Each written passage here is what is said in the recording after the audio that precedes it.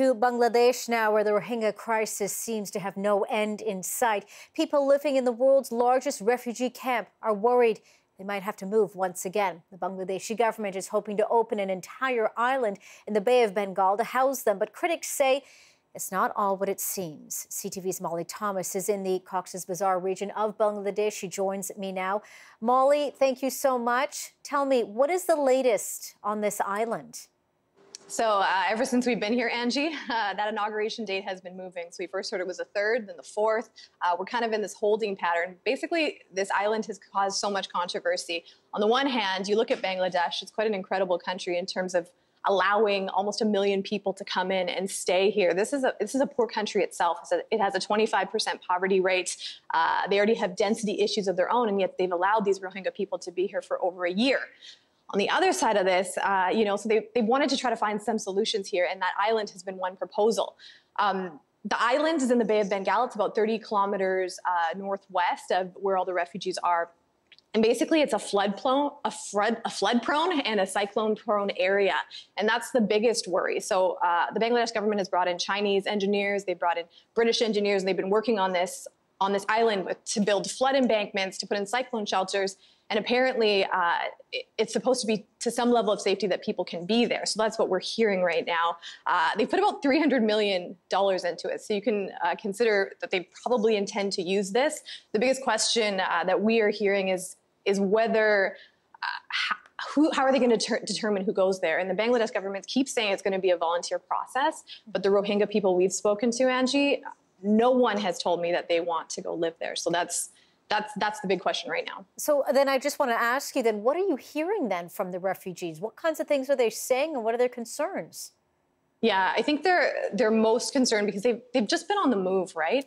I met with one woman yesterday and she was telling me how even when they were leaving, right, they were fleeing that violence and they were coming, there was a women's group and there was a men's group, right? And so she was separated from her husband and she was told by her neighbors that her husband was killed in that move out of the country.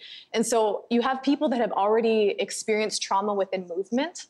And so it's difficult for them to imagine having to move yet again. And so the island, again, like they've created some sense of community in the places that they're living. We're in a massive camp, remember. There's so many people, almost 1 million people. So maybe you're in one camp and you can't see your friend or your family in another camp. And so people don't want to move again. They don't want to start over. And there's so many questions around services. What services will be available? Is this going to be an isolated place? Is there going to be aid workers there all the time, right? There's so many questions that haven't been answered. And I think that's what leaves uncertainty there. And that makes people just a little more worried. I want to ask you quickly, how different is this refugee crisis compared to so many others that you've covered?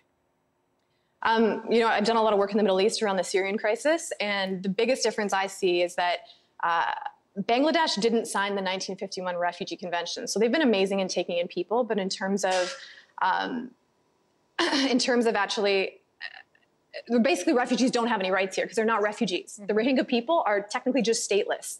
So we have almost 1 million people stateless with nowhere to go.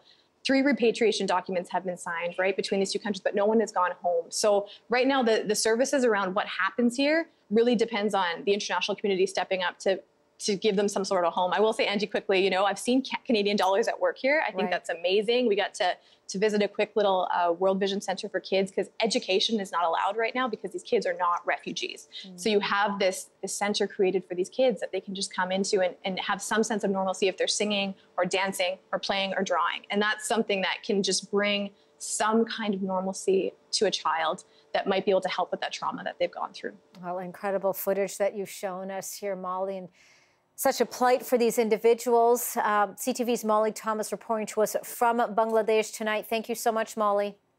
Nice to talk to you, Angie.